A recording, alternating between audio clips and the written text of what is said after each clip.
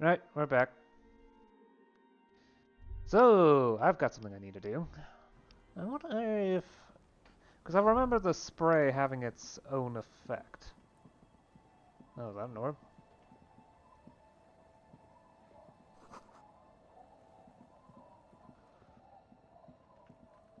It's dark. I probably should equip the flashlight.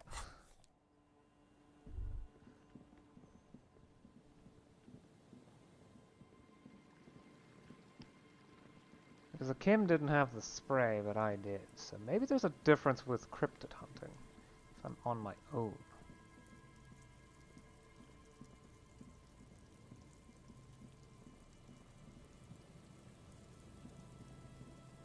A few locusts trudge along the poor things. Nothing. There's another one further down. Here. Maybe?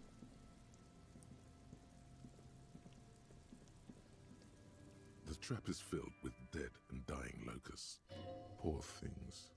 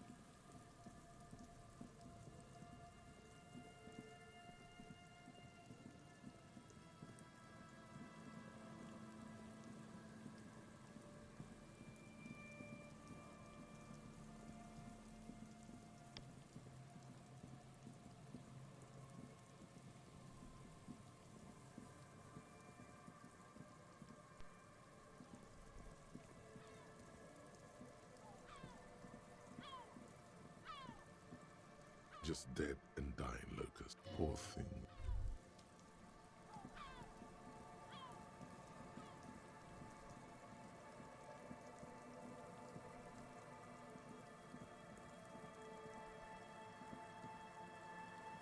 Yeah, they're releasing the platform up there. Well.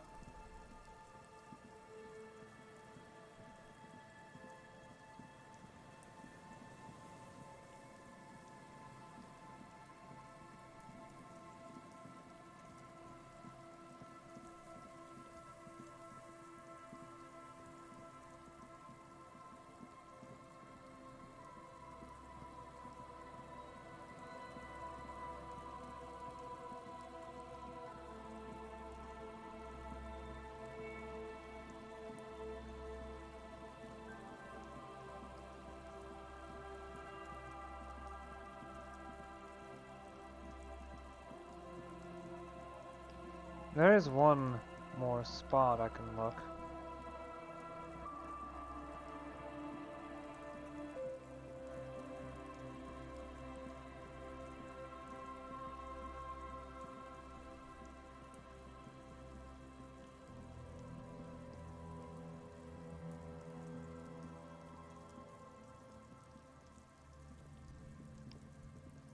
The trap is full of locusts, but they seem poor things. Nope, nothing. Oh well.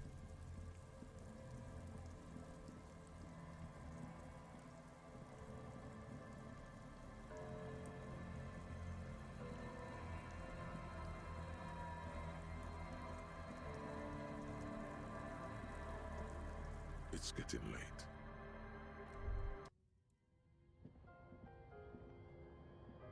An old mirror hangs on the wall.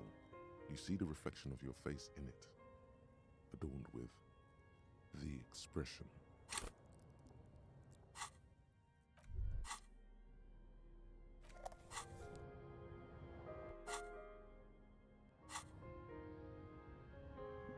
The bed is comforting, if a bit run down. Still, you've earned a rest. The bed underneath you is soft, if lumpy. Waves wash the sand underneath the hut, then grow distant to your ear. In the quiet hum of the organic heater, you fall asleep.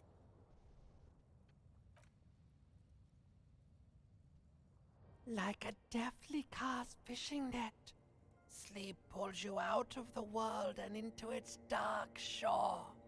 The rough mesh chafes, tightening around you, it digs into your brain. Great, this is gonna be really chill. How have things been going for you out there? Helped anyone lately?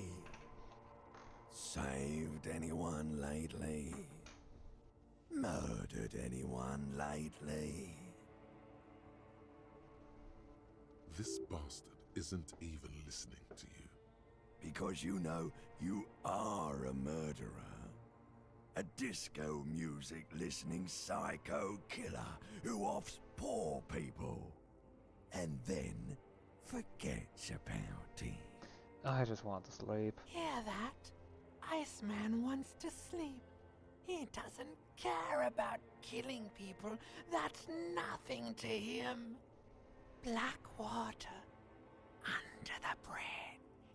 The thing he's really scared of is much, much worse than that. Don't tell him, sister.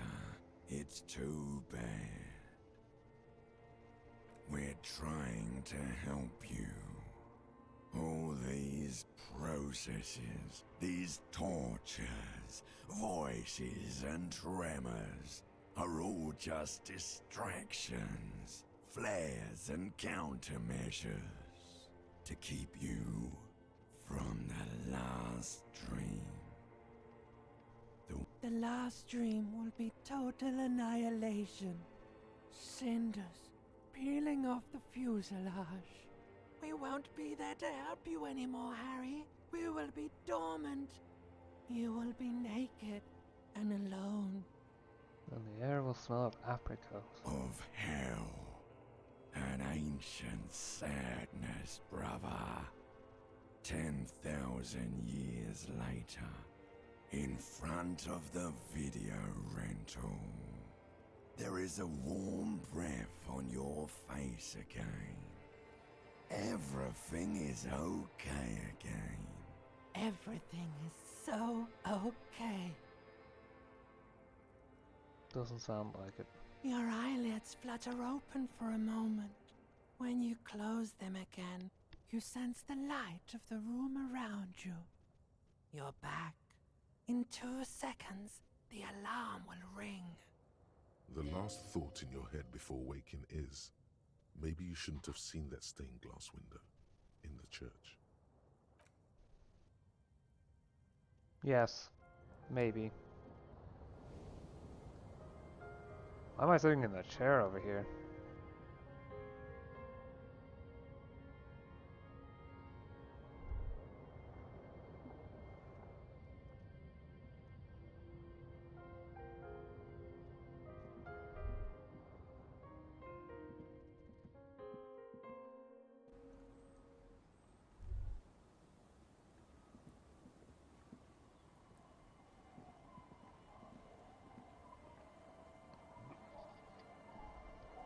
Okay.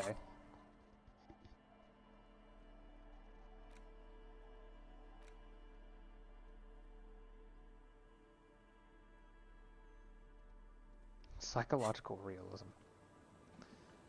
Okay.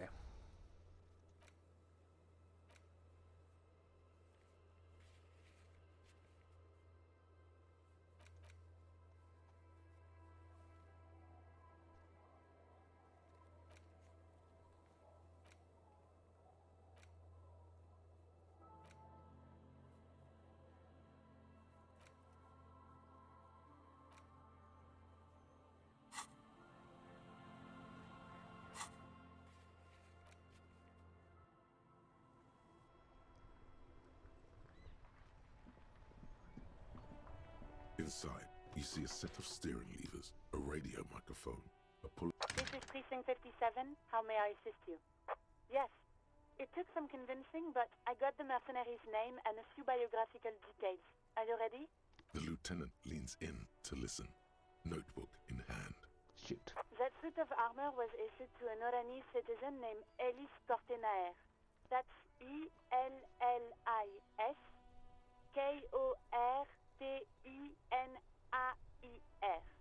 Exact date of birth, unknown.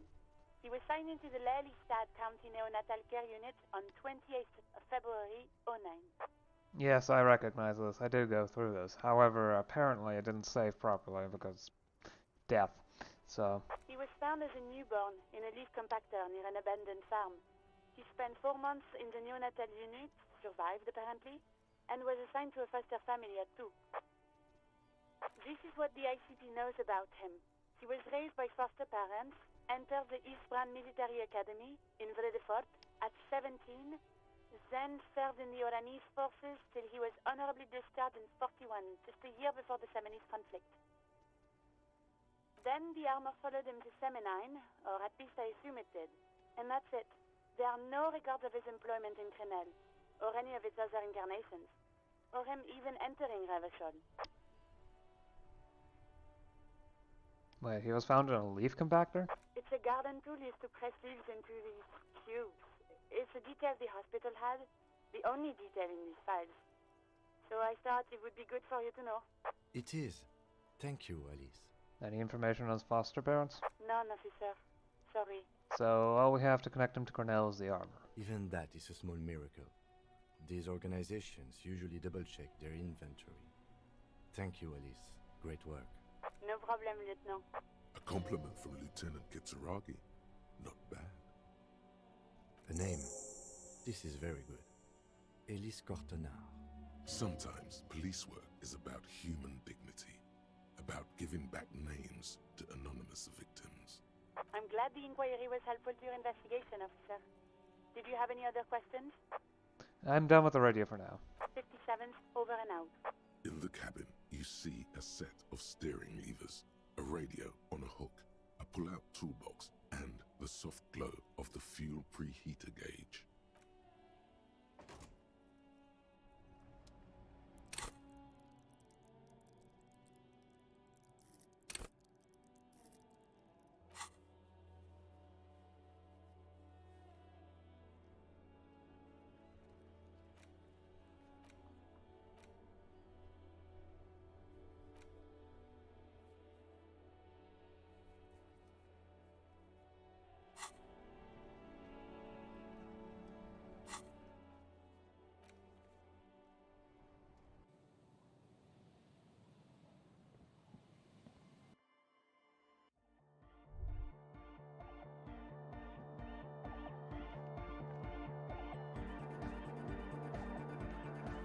Let's try talking to Ed for the next half an hour.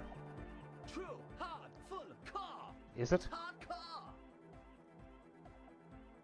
I don't know what to say to that. Skibber-dee, skibber-danger. I am the rearranger. Your cop training did not prepare you for this. What to do? We're close. True, hard, hard car. Yeah! This young man adds a capital G before the H in his yeags and args. This produces a guttural Gotvaldian accent and makes him sound more animal, more in it. Or maybe it's not Gotvaldian. Maybe it's Oranese. Probably an homage to Oranje, where Arno van Eyck is from, judging by his name. Could you be listening to an Arno van Eyck creation right now? You know about him? You know Van Eyck? Good, good. The Advent? We're close. True, hard, hardcore. Hardcore to the mega. Here comes the night. We're close.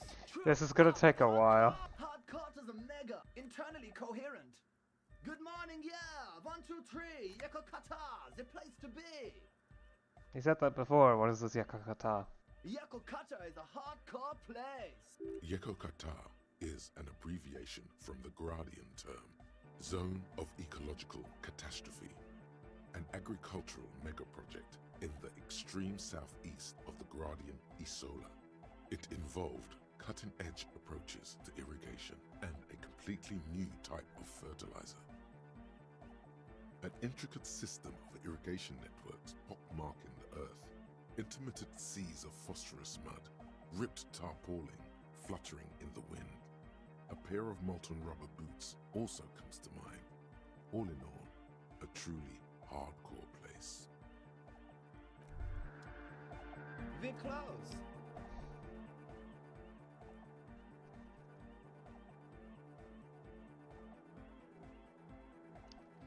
Yes, and yet I feel like I'm banging my head against a wall every time I talk.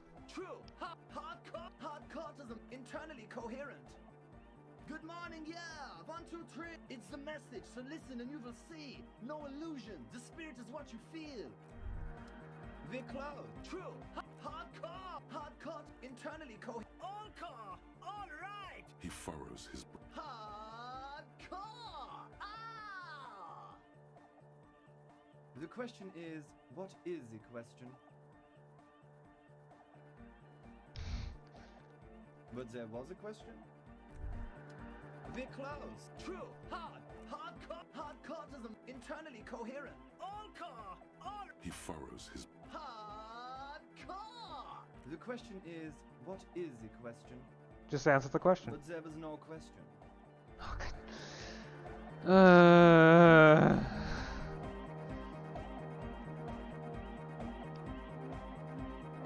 Okay, I've had enough of talking with you for a while.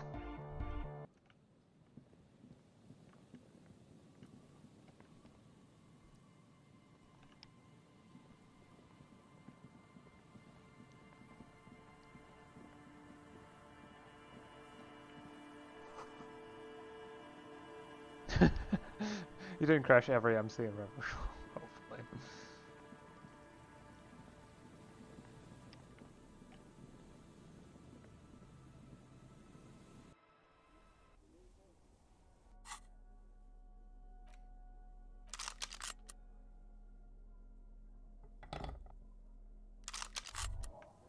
Holding the gun feels natural and satisfying. It's like an extension of your arm, the polished wooden handle almost fusing into your palm. I think my hand recognizes it. It reminds you of the day you first held it, with fear and respect, hoping you don't have to use it in vain. The sun was out in Jamrock. It was so long ago. This is your gun. It's angry at you for losing it. Everyone is. The least you can do is press your lips against the cold steel to apologize, and then just try to go on living.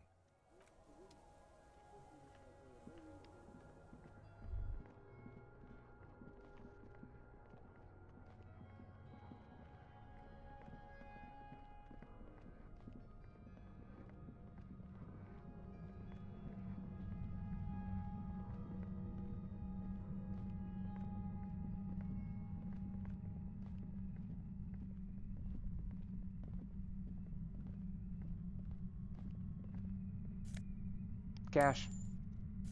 Money.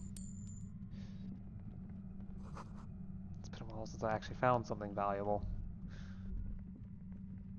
Suddenly, your entire body is paralyzed. Aggressive white noise fills your skull. A strange pain, like you've never felt before. Through the static, you hear a woman's voice. It's like 1,000 radio stations are being blasted into your head all at once. But her words are the only ones you can make out. I know you're feeling pretty uncomfortable right now. Don't move too much or fight it. That'll just make it worse. Can't say it's a pleasure, officer. I was really hoping not to make your acquaintance. But here we are. As she says the word, officer, you feel a spike in the agony. It sounds like the entire radio frequency range is screaming directly into your neural pathways. That's an awful decision. Why would you not want to shield yourself from it? It's an entirely new type of experience. Way worse than all the previous ones. Don't focus on the pain. Focus on doing your job. Tell her she's under arrest. Really now? Check this out.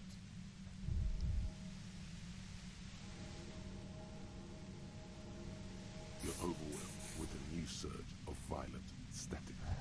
It feels like a blood vessel exploded in your brain. No, I'm not going to fucking kill you.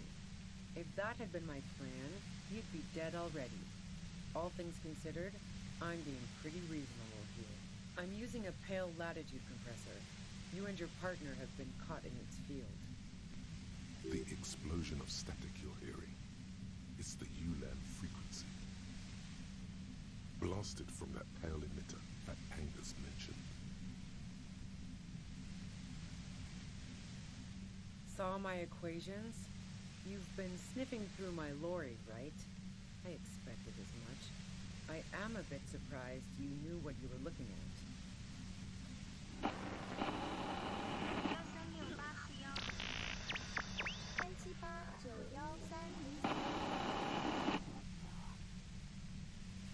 You should probably check on Kim. That's what good partners do. Right behind you, officer. A pale latitude compressor is used to sort of make the pale more manageable. With a lot of these, you can force a radio signal grid on the pale, literally crunch the distance across it. Signals are relayed across a series of repeater stations fixed to buoys. Not a fun job manning those stations. All alone out there in the pale, people lose their minds in just a few years. So, what we are experiencing is a concentration of radio waves. Precisely. This is an industrial strength paraboloid. It's meant for forcing dimensions on something that doesn't have them. Needless to say, the frequencies used are out of this world. At the upper limit is the large prime number generator station. It's used specifically for pale latitude compression. That's why you may be hearing some numbers. But you might also hear, or think you're hearing, local radio chatter. She's been holed up in here for a while with no one to talk to. Keep her talking, and you just might get an opportunity to break loose. How'd you get your hands on this thing? I built it myself. That's illegal. I'm guessing it's patented. But we are beyond that, aren't we? Oh yeah, way beyond. Have you experienced the compressor yourself? Yeah, I stuck my head in there before using it on you. It seemed like the ethical thing to do. Can't say that I enjoyed it. The field was weaker, but I can imagine what you're going through.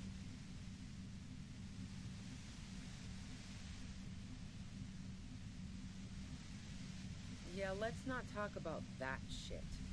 You were hunting me and fell into my trap instead.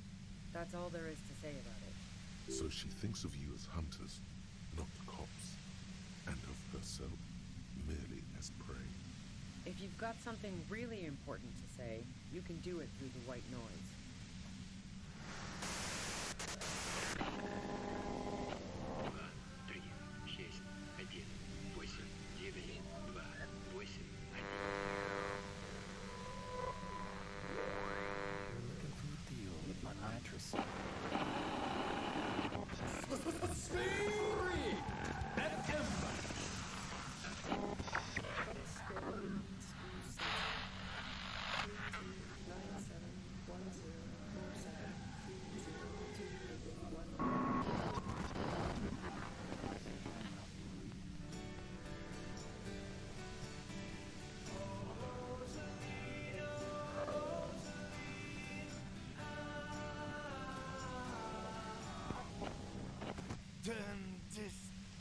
God damn it.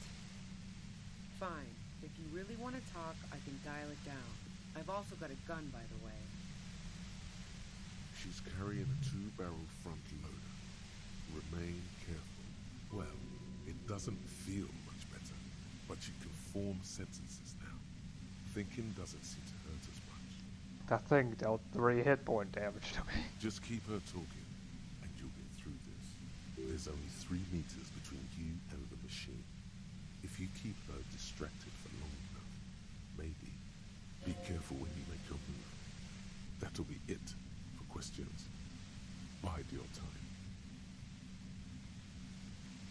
How did you know we were coming? I heard you in the passages, and I've been preparing for quite a while. By hiding bullets under floorboards? So you found my shack, huh? I'm not surprised. Her tone is bitter. She thinks she's been betrayed. She didn't rat you out, by the way. So nice. That's one knife I didn't want to find in my back. As opposed to the other knives she's finding there now. Hardy for one. I was. Before I caught you in the Pale Latitude, Professor. I'm fine now. That's her admitting the bullet was an emergency exit. Did you shoot Lily? No, I didn't do it. I only helped stage the lynching, though I doubt that makes much of a difference to you. Who ratted me out, by the way? Was it Titus? No, he wouldn't have broken first. Oh, I knew the kitten had claws, but not like this. But she couldn't have known I was on the coast. How did you find me? Titus told me. It took some convincing. Oh, fuck. Took some convincing my ass. Those guys liked me, I know it. This is what happens to people whom people like. A dull despair is creeping into her voice. How the fuck do the rest of you get by?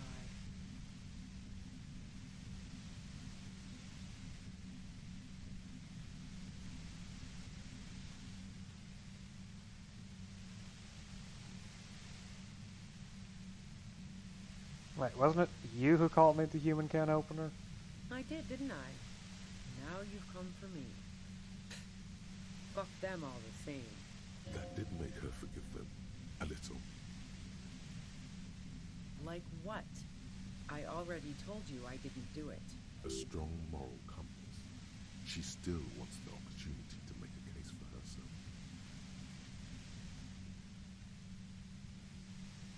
Would you say Lily was a likable person? I didn't like him.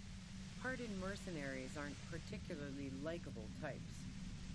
Did you feel protective of the Union? Yeah, sure. And I didn't like Wild Pines sending in those foreign hirelings. Me and a fuck ton of other people around here. I hate to be the bearer of bad tidings, but I don't think she's perjuring herself. She didn't hate it, okay? I'm listening. Did you have an alibi? Man, I was with the boys the whole night. I hope they at least bothered to impress that upon me. There were 10 minutes they couldn't account for. You mean the length of a toilet break? That wouldn't even have been enough time.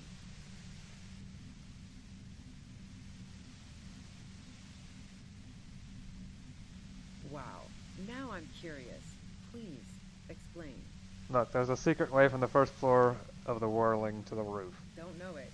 But also, the shot couldn't have come from the roof. Or we would have all heard it downstairs.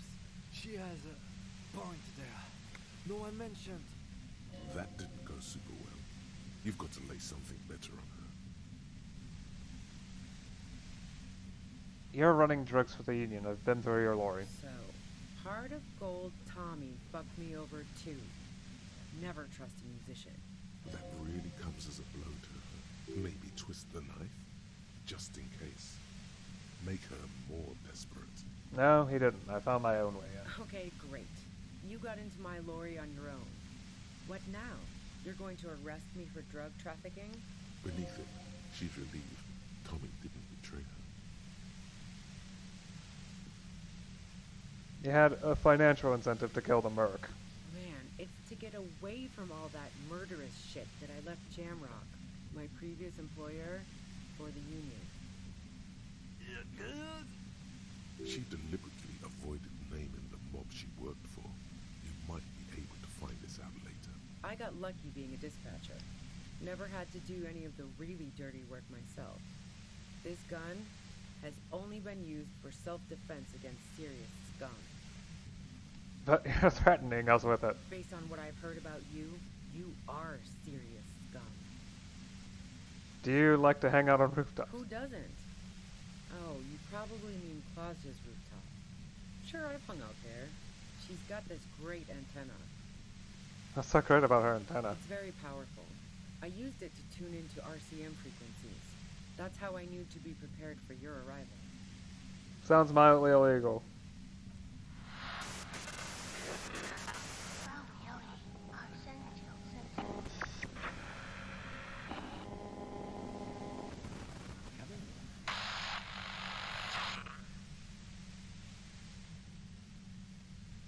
Yes, I'm sure. And anyway, as I said before, the shot had to have come from afar. Yeah? Where? More questions before doing anything. What happened Sunday night? Tell me your version. She eyes you warily, as though gauging your sincerity.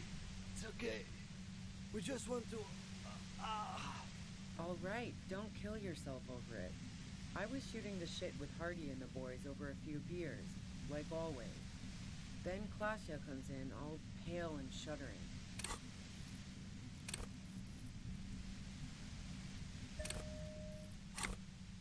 I could use hit points. She sits down with a drink, trying to steady her nerves. So I grab a seat next to her. No, I really didn't. She's not that easy to read. I just assumed she'd done too much blow. It wouldn't be a first for her. But no such luck. She was in some deep shit. She asked me to come upstairs. The merc she'd been going with was lying on the bedroom floor, dead. I knew she couldn't get the authorities involved, so yeah. You made it look like he'd been hanged. How'd you manage to come up with the plan so quickly? What? No. Faking a lynching was her idea. Her idea? Yeah, in cold blood.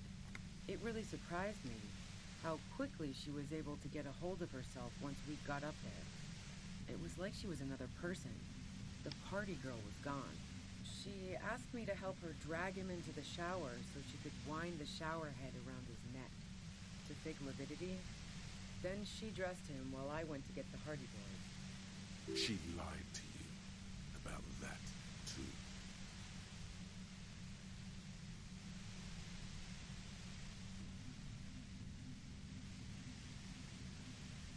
Yeah, I wasn't sure whether to admire her or be disturbed.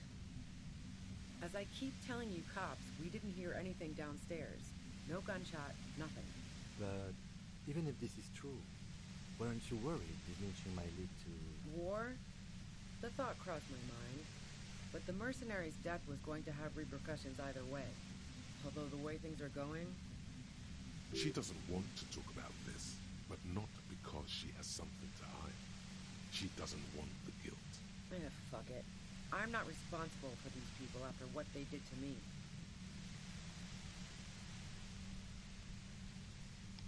Who killed the merc if it wasn't you? How should I know? As I keep saying, he already had a bullet in his head when I got to him, and there hasn't been any useful gossip over the radio. Those rings around her eyes, her tired voice. She's been staying up late, listening in on the conversations crisscrossing Martinez. Police radio? You've been following the case? Who hasn't? You know, I can still see him there, in Claus's room, lying on his side. He was still warm, but the bluish light coming through the broken window made him look as though he'd been dead for a good long while. If you didn't kill him, why hide? I saw you roll into town. I wasn't about to stick around for questioning by a goddamn La Puta Madre agent. What do you mean, La Puta Madre agent? Yes, you. Everyone says you're his peon, his human can opener. Through the sudden sharp pain in your head, you hear the lieutenant mumble something to himself. Fucking hell. And why me? You hear through the white noise. It's especially bad suddenly. Felt like a vein exploded.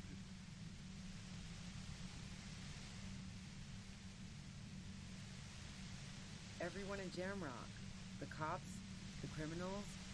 Why do you think I'm holed up in here with a goddamn death ray waiting for you? If she knows that about you, she must know your real name too.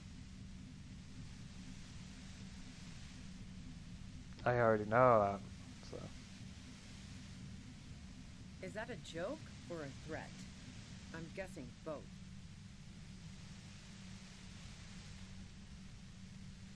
Yeah, sure. She doesn't believe you. I'm sure La Puta Madre himself will explain it all to you soon enough. What did you do to this Madre anyway? You've been to my lorry. You think the biggest player in Jamrock appreciates competition?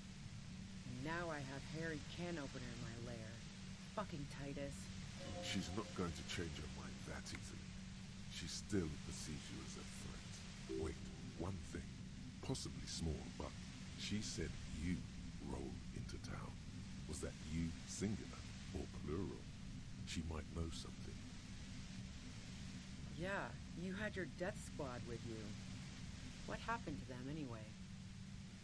Who was in the squad? Well, it wasn't this scrawny dude. You had 2 guys and a lady. The guys looked pretty buff. Lady wasn't bad either. Who? What else can you tell me? One of the guys seemed chipper, a blonde. The other had a brooding something or other about him. And the woman was the only one in uniform. All were carrying. That sound about right? No idea who these people are. Literally. Yeah, I'm lost too. Satellite Officer Vitmere looks out of the window grimly, then puts his coffee down and turns to Patrol Officer Minnow. We can either take a room here in the whirling or go home for today. Let's go home, Jean. Nothing's going to happen today, she responds quietly. Jean takes his blonde wig off. Call Heidelstein. He can give us a ride.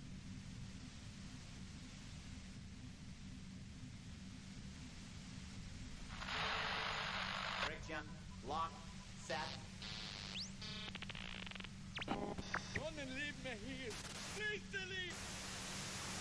Fantastic. I've got to get on the road. Then you can go find your friends.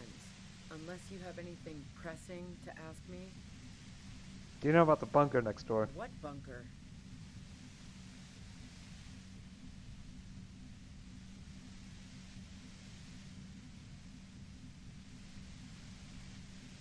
Don't know anything about it.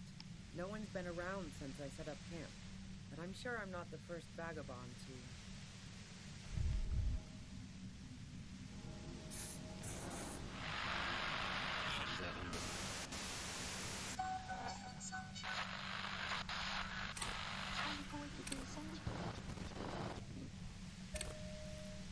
Level up, and 6 or better. Got it.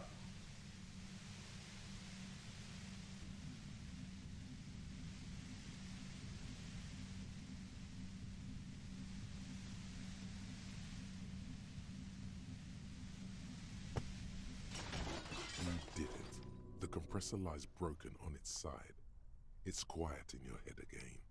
It still hurts like hell, but... All good, officer. Be careful. She looks at the machine, assessing the damage. Her hand trembles. Oh, fuck it.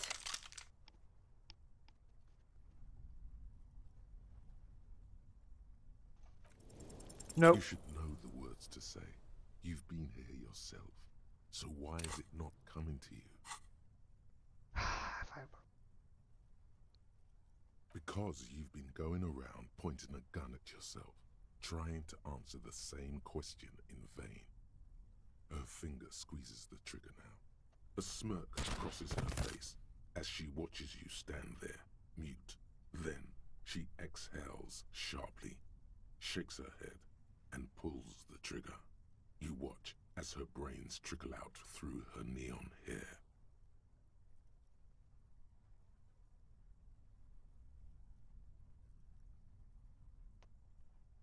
Lieutenant Yefreitor Dubois, control your emotions. We did our job. This won't be the worst thing that happens on this case, believe me. You can't let this break you. There is no coming back from this one. It will stay with you in nightmares. We clean up. It may take days for processing to pick up her body. We need to move it somewhere. That tent there.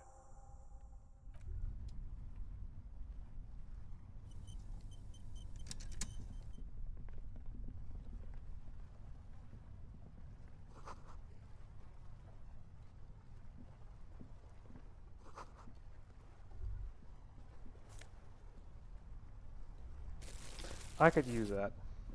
What's here? The plain red tent stands by dispassionately.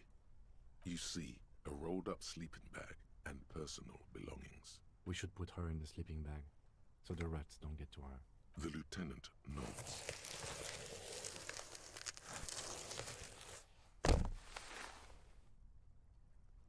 There she lies, cocooned in the sleeping bag, surrounded by empty cigarette packs, books, and half-read magazines. Magazines? You should look through them. Assorted soft covers, mostly pulp horror.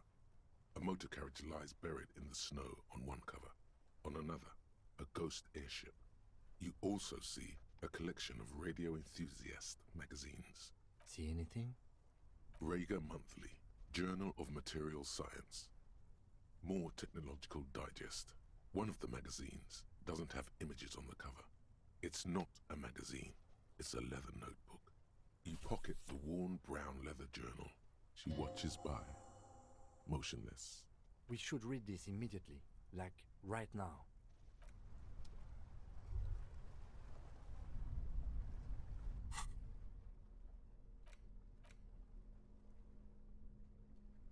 A thick journal.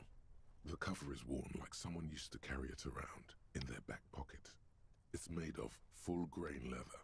The lower left corner of the back cover sports an embossed brand name, Schneller. Schneller is a stationery brand from Gottwald, beloved among architects and engineers. Good to know. She had good taste and must have taken what she recorded here seriously.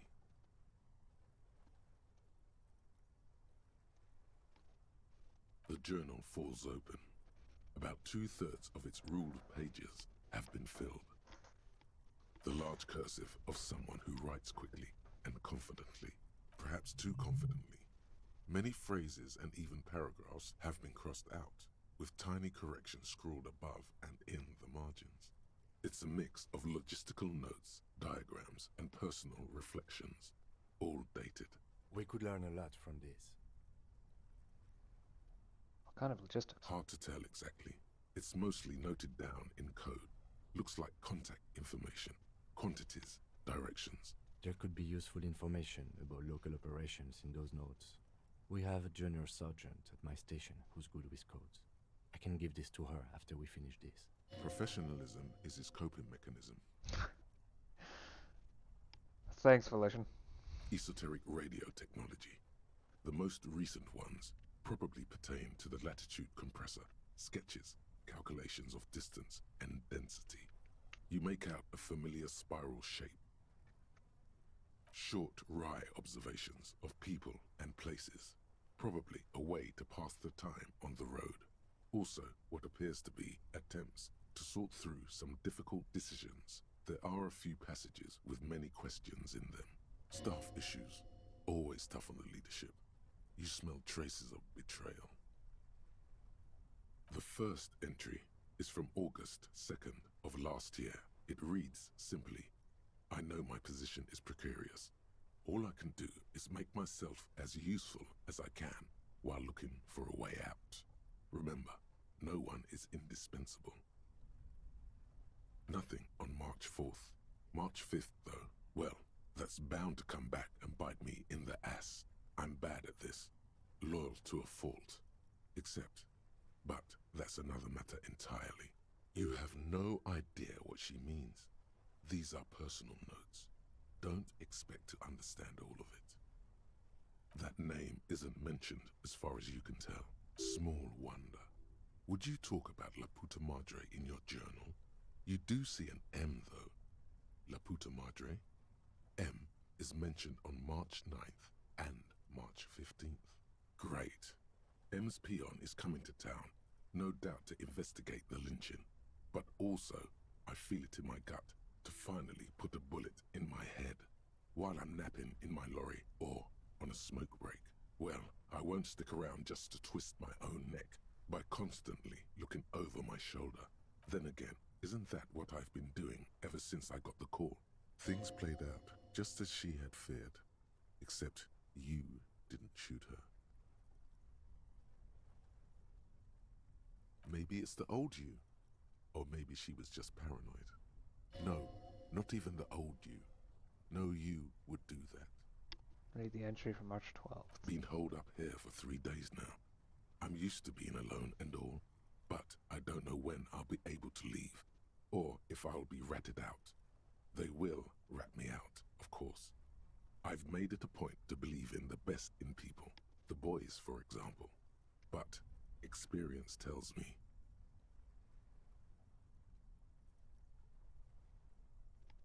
Did M feel truly betrayed by me? I was feeling threatened. He'd have to know if he threatened people, they'd take measures to protect themselves. Even I know that. Economic measures first of all. Gotta make a living, right? I can still hear his voice in the receiver. Taste the plastic. The entry ends abruptly. What's the most recent entry? The most recent entry is from today. It reads, even when I leave here, if I leave here alive, what's my next move? Staging a lynching is a crime, even if I'm not accused of murder on top of that. Forever on the run. Not really my idea of the open road. Man, I was really looking forward to winning. I don't think she killed the mercenary. It looks like she might have been framed. This whole thing was a detour, and a fatal one, he thinks. Don't get emotional. Okay. What do you mean framed? By the Hardy Boys? By Classier? By Az? Game, am I really a La Pute Madre agent? No, I don't think you are. Ask someone in your precinct if you want to be sure. He truly does not believe you are. Perhaps he shouldn't be so trusting. Then who do you think killed the merc? Could have been Titus. Then again... But no one heard the shot. Maybe there's a Hardy Boy we've yet to meet, who acted as his accomplice. Either way, we need to keep an eye on him. One thing is for certain. We have business back in the whirling in rags. Questions to ask. We should get to it.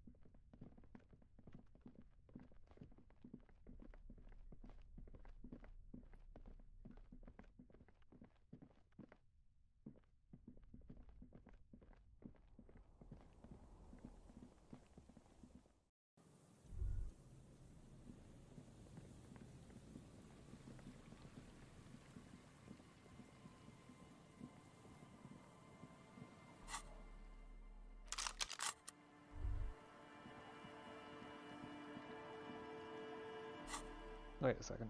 Is that? Nope, not there. Okay.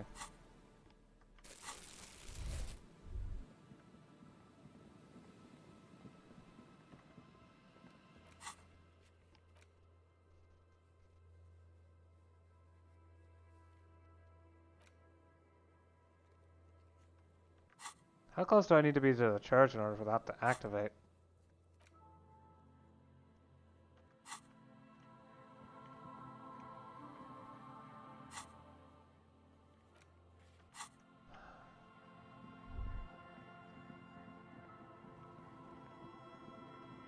Or perhaps it won't let me fast travel because there's something important on the way.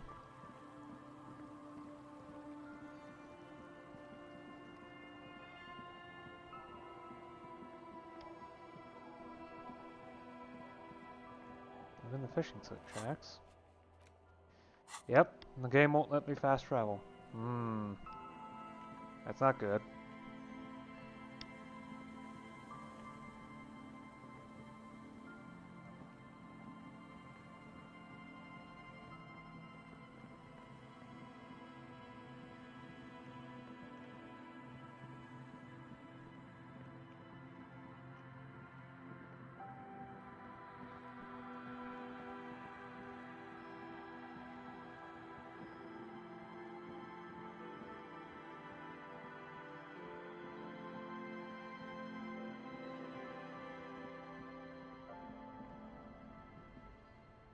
Feelings.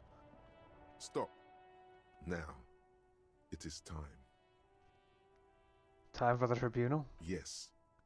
And it's not going to be fun. What am I supposed to do? Be prepared. Make sure you have your pepper box in your hand. Your fingers reflexively reach for the Villiers 9mm pistol in your pockets. I'm not sure I feel ready for what lies ahead. Then you'd better get ready. Whatever happens, I've got your back.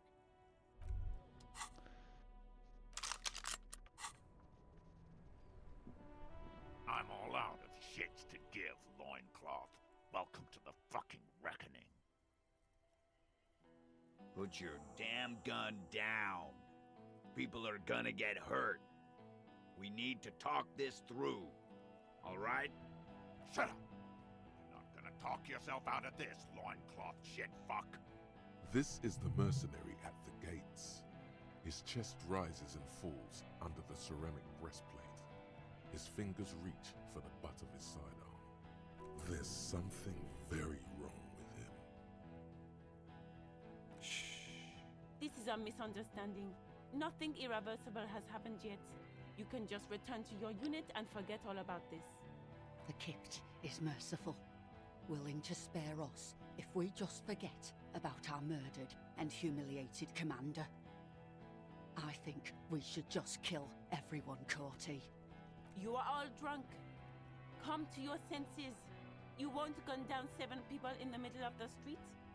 This isn't a frontier town or a jungle outpost. Easy, Lizzie. Let me handle it. I know guys like this. I'm sure we can come to a peaceful agreement. Ain't that right, fellas? He is facing overwhelmingly superior firepower, and he knows it. Peaceful. Nest in your abdominal cavity like a little wild mouse. The masked man's words are barely intelligible, but you can hear them. Fuck, there's the third one. How did we miss something like this? The lieutenant is genuinely worried for his life. You should consult him before getting in there.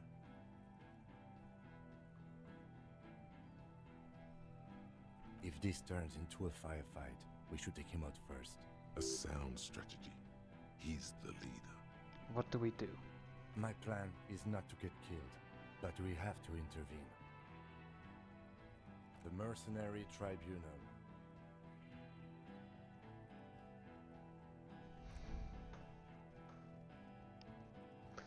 Get lost, comedian. You cops had your chance. Now it's fucking time for some justice. I think he's calmed down a bit.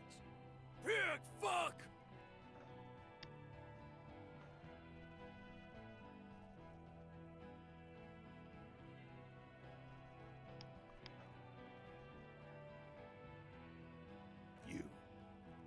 You're probably gonna get killed too. I think I'm gonna kill you. I didn't think I had it in me to kill a cop. To your left, you hear the lieutenant cock his gun. No one is going to kill anyone. Let's just put the guns down and talk like civilized human beings. With a wordless gurgle, the killer loads his long rifle. The leader gives a small nod to the helmeted man. Suddenly, the grip of your sidearm feels comforting and warm in your hand. Feels like it's saying, do it. No, wait. It's good you have that gun. It really is. Just soften him up first. Present an argument. Even if it comes to a fight, it's always a good idea to drag it out first. Get under his skin. Peace. Always peace. It has worked thus far. Start with the first idea you have, then move down from that. Please.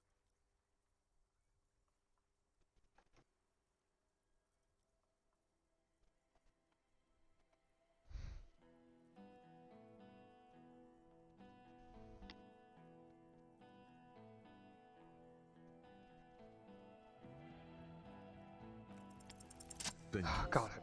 Ask about him first. You don't want personal facts about his dead friend coming out of your mouth. He has to start it. Yeah, I don't fucking act so well. Laylee had a hard-on for making faces for you natives. Fucking food aid shit. That shit is done now. Trigger time.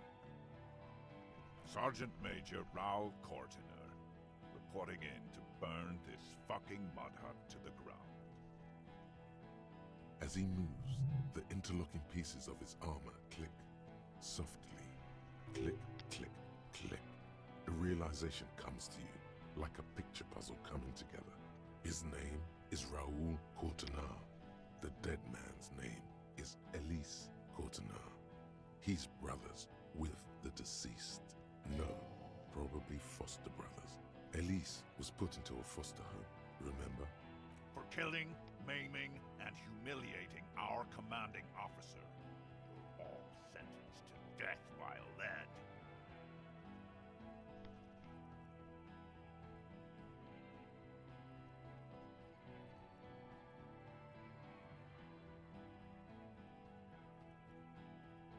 He sways from left to right, inspecting you. He wasn't my fucking brother. We just grew up on the same farm and got beat into place by the same sick fuck. And I went to the same military academy, and the same unit, and the same war. Same fucking mud hut town, too. Okay, good.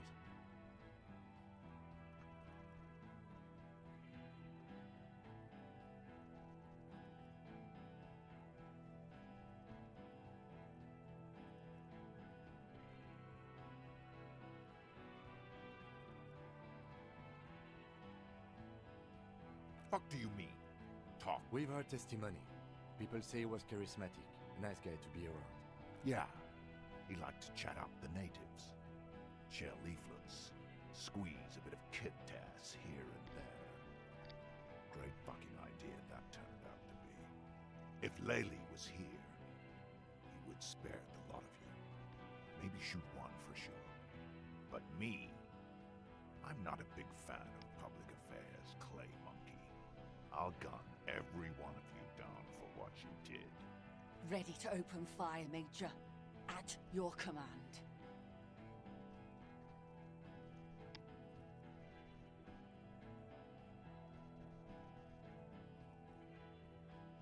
Find his killer. Cop, his killer stands right there, shitting his pants, and you're standing in the way, protecting him. I know what this tactic is, Silo Sam. You're gonna die for them. Right here. Today. This did nothing. You think you were onto something? You just wasted time. Please, act.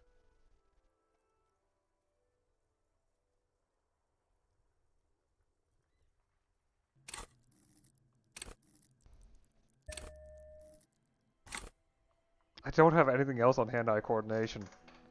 I don't have it good.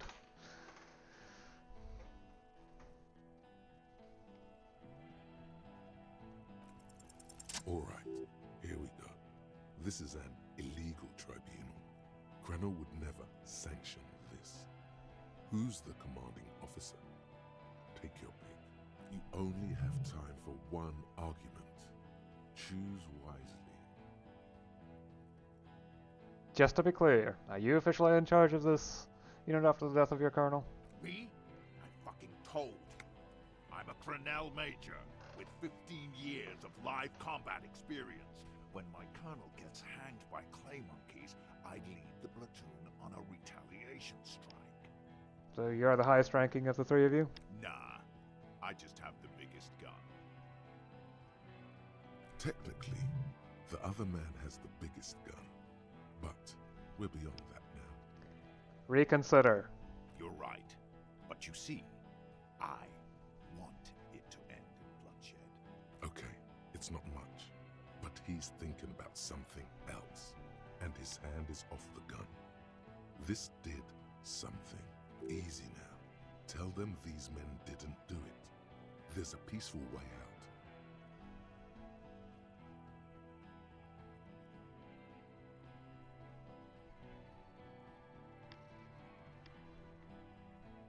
Is there?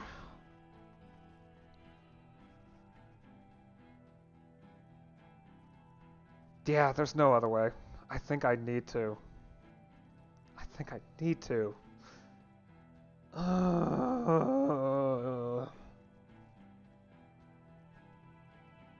And I don't think any more talking is gonna raise the stats. This is gonna get me killed, isn't it? I got it. A plume of smoke and fire erupts from the gun, and your hand goes numb from the explosion.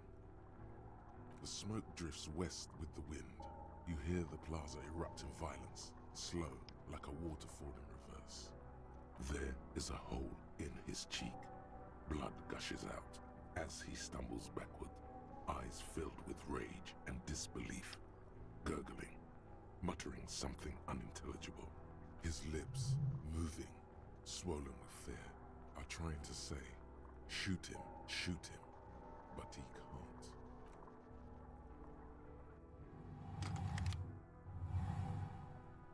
To your right, the killer raises his rifle and takes aim at you. His moves are steady, but the long barrel of the rifle sways slowly. An Easter AR-FA-7, built for taking out light armored vehicles. It will devastate you. From the corner of your eye, you see the lieutenant raise his pistol and aim it at Rude. He's trying to find a straight line of sight before the rifleman can take you out. In the background, the leader staggers.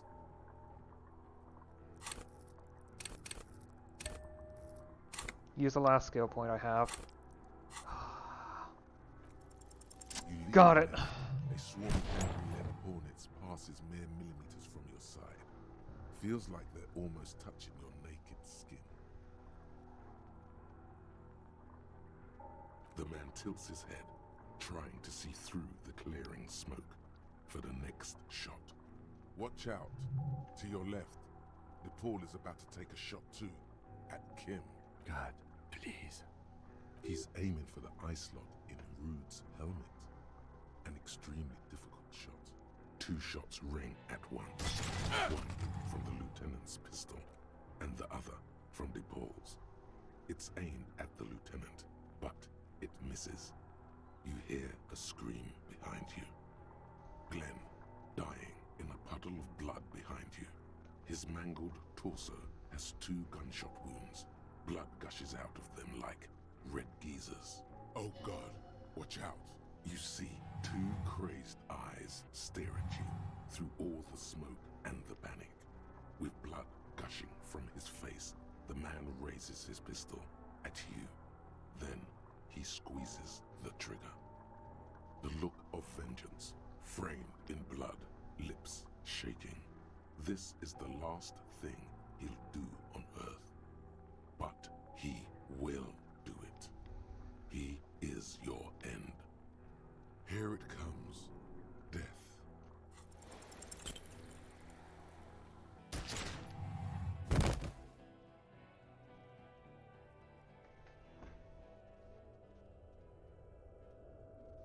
You can't. There is no time. Something inside your pelvis explodes. Your entire lower body is on fire, and your legs can't support you. You fall down like a rag doll. The pain is too immense to scream. It pushes the air out of your lungs. Everything goes dark. A distant blur as you recede into it. Listen. Listen. The Hardy Boys are screaming, fighting, dying. Someone jumps over you. Nearby gunfire shatters glass. Stop! The cop! Protect the cop! He's down! Nothing. A persisting darkness. Dancing lights of pain. Distant shadows cast by them. Like a hellish play. You're bleeding out.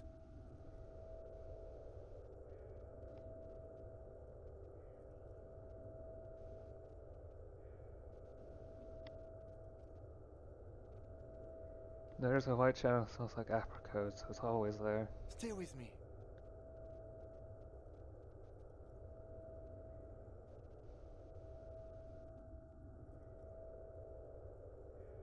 Said I have a vast soul. Do I have a vast soul? Yes, keep talking. You hear me? Stay awake. But you can't. It's so hard. Your eyelids grow heavy, and the sounds ever more distant. And a cold comes over you.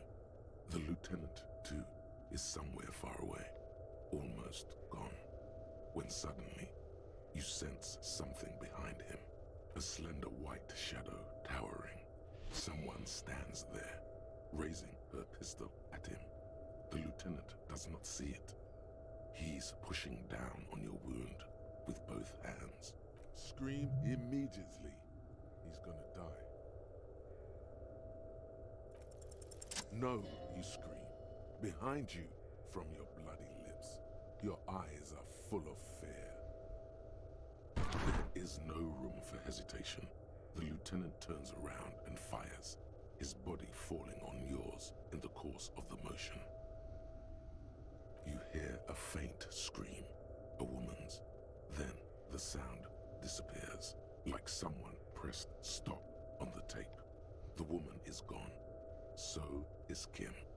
Then the whole world. I saved Kim. This is death. One more door, baby. One more door. Will I be a ghost now? Brother, you already were a ghost. Up there screaming along with all of them, scaring each other, haunting each other. It's the living who are ghosts. The dead are silent. They don't rattle windows or write letters in blood. The living do. Leave them behind. Rest. No. The fight? There is no fight. The fight is over. It was lost 1,000 years ago. You have laid here forever. Keep falling deeper. Take the door. He's not taking it. His body is not taking it. Oh God, no. He's not disintegrating. He's swelling up instead. Over the hours, hurting, moaning in his sleep, and rotting, and being disinfected, and smelling of drugs, and feeling saliva in his mouth, drifting in painkillers, thrashing in his bone sleep. He can't go. Not before the case is solved. There is a radio in the distance. A radio of the world. Playing sounds. Good morning, Elysium. Soon you will return to the world. Hours turn to days. Soon we will get up again and go through it again. Finally we know what the infernal engine was outside. The clarion call. The engine of a caprice enema. No, it was him. He is the infernal engine. Can't you see? He never stops. He only gets worse.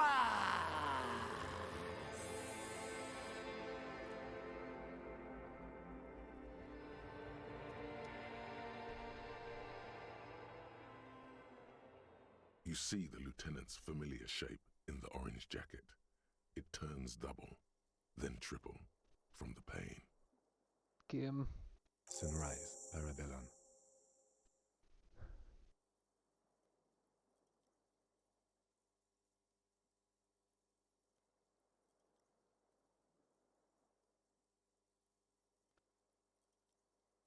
Ouch. It's not ouch time yet. You just got the Dramamine pill an hour ago. Wait until it wears off. Oh no. Dramamine. Then it's not that bad. Neither surgical nor organ damage bad, but still under the counter bad. The room, it's clean. Mr. Gart cleaned it. It took him an entire day. How long have I been out? 2 days, in and out. You've been up enough to take Dramamine and curse. And drink water. What did you say? Sunrise? Sunrise parabellum. Sunrise, prepare for war. It's an old revolutionary saying. Isn't that written on your... Again, it's engraved on it. It served you well. Is it war today? The gates of the harbor are boarded up. The streets are a little more empty. Apocalyptic violence is yet to erupt, I am relieved to say. I think we may have held it off, for now. Barely. Good. Yes, we have also completely failed. But that's okay. What happened? What happened? You shot the major in the face. A firefight ensued. Is he dead? Yes. A blood-stained killer. As retaliation, the rifleman tried shooting you. He missed, or you dodged. I dodged. Then I shot and wounded him, while Glenn took a bullet in the spine. It was meant for me. Glenn did not survive. This is not the first person to die in his place. He goes on.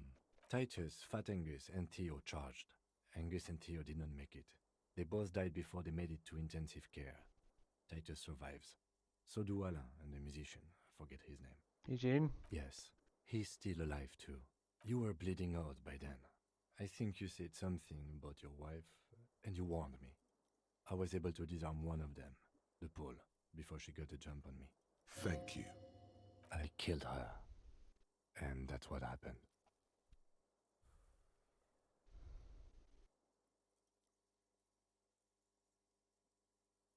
And they're all dead, all three of the contractors? The Pole was the last to die. Everhart had their bodies returned to Connell for a funeral. The company is yet to retaliate. Why? Because we deterred them? Or Joyce did? Maybe the harbor in full lockdown is too costly a target. Or maybe they are simply taking their time and will attack soon. I don't know. I thought you only smoked one a day. This is the one. How many casualties on the Union side, total? 4. Glenn, Theo, Shanky, and Angus. The fat one, he took a lot of bullets. That's... all. I don't see how it could have gone any better. Let's face it, officer, and this is both of our fault. It could have gone a little better. 6 people are dead. +1. Ruby. But what's done is done. The violence is cordoned off. The Hornets did not get into the beehive. The worst scenario has not materialized. Yet. And we are still alive. Both of us. He did not expect you both to survive once you stepped between those two armies. To be honest, I didn't either. Not first try. His smoking, his hunched back. You have it worse, but he took a real beating. That cigarette has medicinal purposes. How bad am I hurt? Reasonably bad. You were shot in the left quadriceps. That's your thigh. The outer side, thankfully, no major arteries were nicked. The bullet was removed and a bacterial infection treated with mercurochrome. Can I walk? We will see. Are you hurt? Not very. I have a concussion from that woman beating me with the butt of her gun. I tried to not move too much. Things would be worse if you didn't warn me. Thank you. I did not see her coming. Stupid of me. Has anyone from my station been to see me? No. A man and a woman sit in the front seat of an armored motor carriage. The woman is driving. The man lights a cigarette. Jean-Vic Mayer is his name. The asphalt vanishes under the wheels of the machine. Ahead, harbor cranes rise to the sky. Back to that shithole, he says. Really? I called your station after the fight. The injury was logged in. They told me they've sent officers to join you on the site. Okay. I'm sure they're worried about you. No, they would be here if they were truly worried. Better not agitate yourself further, it already hurts. Sorry. He may have some idea, but he's not gonna get into it with you. That's between you and them, he thinks. Not my station, then who treated me? I did. Thank you. No need.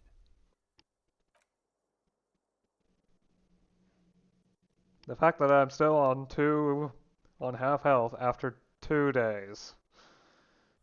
Easy now. How are you?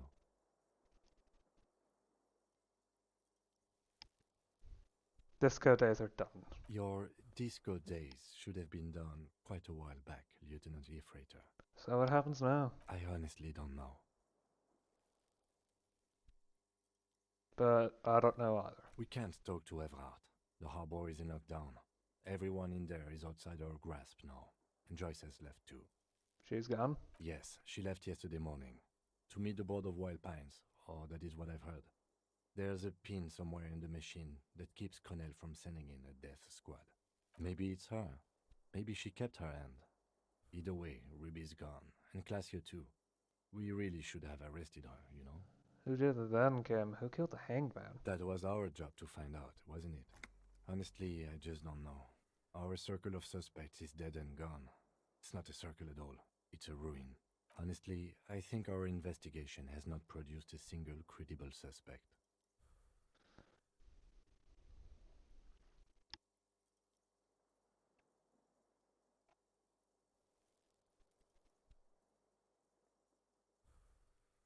How about the hole in the wall? I don't know. That's been there for years. Still a 28% possibility that the shot came from a distance. We should go upstairs, rethink the ballistics in situ. I agree with this.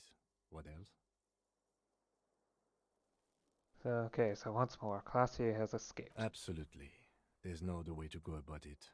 We screwed up. He's made his peace with it. He's had time to do so. You know what I think about solving crimes? He arches his brow. The ceiling fan patiently spins overhead. Solving crimes is hard. It really is very hard. That concussion must be making him dizzy. You're not ready to give up, are you? No. Are you ready to limp? I'm ready. Good. Where do you want to limp to? A gust of wind blows in from the bay. The duraluminum box around you vibrates imperceptibly. A familiar cold, a red thread on the roof upstairs. Taut, plucked like a string by the gust. We should check upstairs. Why not?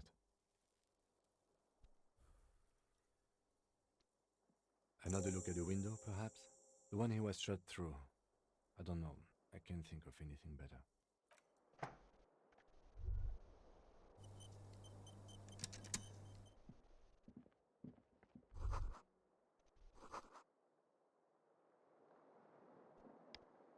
I'm not sure if we're finished here. I think I will stop here for the moment and leave whatever is coming next as the next episode. It might be the end. Feels like the game is at least somewhat finished. The big deal is done.